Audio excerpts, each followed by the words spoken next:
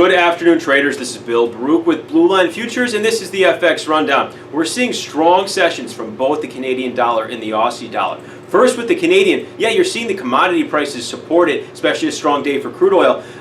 One thing we did see was a slight pullback early this morning on news that the NAFTA deal is not going to be done, but it's powered higher since. What this tells us is we may not have had the real positive news from a NAFTA, which could bring a bigger, stronger tailwind for the Canadian dollar. So watch out for that. We have resistance overhead, but we like the Canadian out above resistance when compared to the Aussie.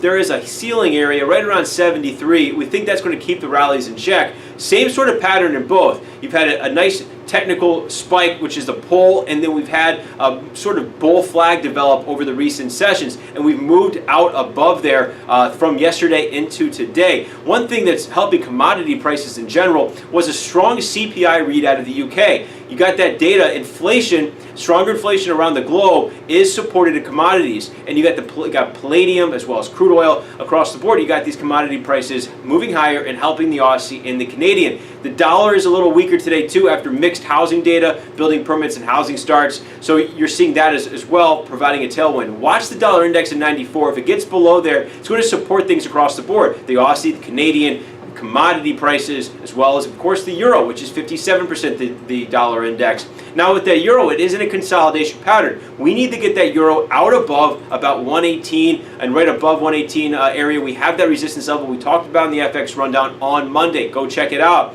But this consolidation, it's healthy. Ultimately, though, we won't have a whole lot of news. We're really eyeing Friday. You got flash PMIs. Tomorrow, though, you have weekly jobless claims and Philly Fed. So watch for that to bring some volatility in the morning at 7:30 a.m. Central Time. Lastly, to touch on the yen, the Bank of Japan did meet last night. They didn't bring anything new. They are keeping that the easy money policy. They were upbeat on the economy. Again, nothing new with that. The yen, we've called a very unenthusiastic trade, is starting to find a bit of a floor. Our momentum indicators are getting tired out to the downside, and you're starting to see the yen move back above there in a more of a neutral pattern. So we don't see anything clear-cut there, but again, it remains an unenthusiastic trade.